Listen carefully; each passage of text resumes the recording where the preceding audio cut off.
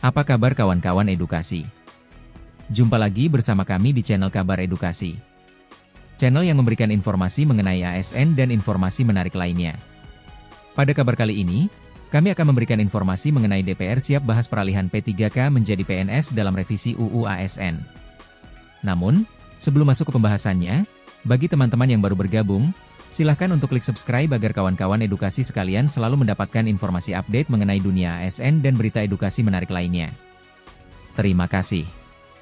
Rapat Komisi 2 DPR RI pada Rabu 24 September menjadi sorotan publik, khususnya tenaga honorer dan pegawai pemerintah dengan perjanjian kerja, P3K.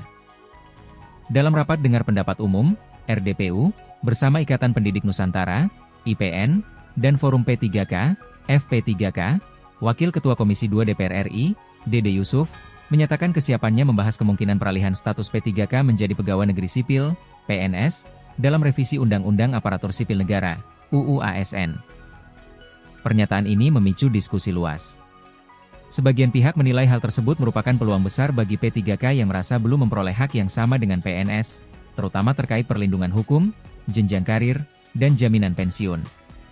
Namun, sebagian lainnya menganggap langkah tersebut bisa mengganggu keadilan dalam sistem rekrutmen ASN yang selama ini berlangsung melalui jalur tes CPNS yang ketat.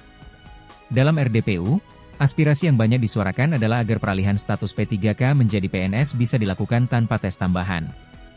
Alasan yang diajukan, antara lain karena P3K telah melewati seleksi berbasis Computer Assisted Test, CAT, sudah mengabdi bertahun-tahun, dan sebagian mendekati usia pensiun sehingga terkendala aturan batas usia CPNS. Meski demikian, publik masih terbelah. Banyak warganet menolak wacana otomatisasi tanpa tes karena dianggap merendahkan standar seleksi ASN. Sebaliknya, ada juga yang mendukung dengan alasan keadilan dan kesejahteraan bagi jutaan P3K di Indonesia.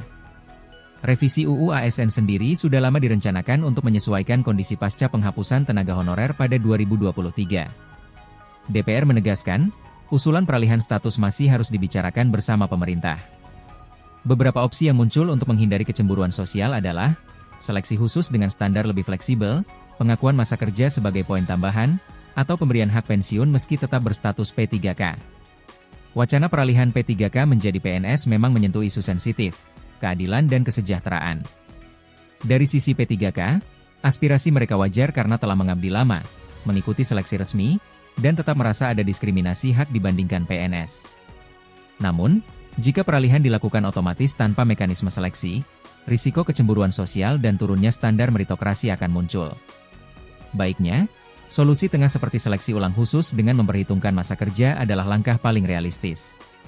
Dengan begitu, kualitas ASN tetap terjaga sekaligus memberi penghargaan atas pengabdian P3K. Selain itu, pemerintah juga sebaiknya serius mempertimbangkan pemberian hak pensiun bagi P3K agar persoalan utama terkait kesejahteraan bisa terselesaikan meskipun status tetap berbeda. Yang terpenting, revisi UU ASN jangan hanya fokus pada perubahan status, tetapi juga pada menciptakan sistem kepegawaian yang adil, transparan, dan berorientasi pada pelayanan publik. Bagaimana menurut kawan-kawan edukasi sekalian? Tuliskan opinimu di kolom komentar. Sekian informasi yang kami berikan. Sampai jumpa di kabar-kabar selanjutnya. Tetap semangat dan jangan lupa bahagia.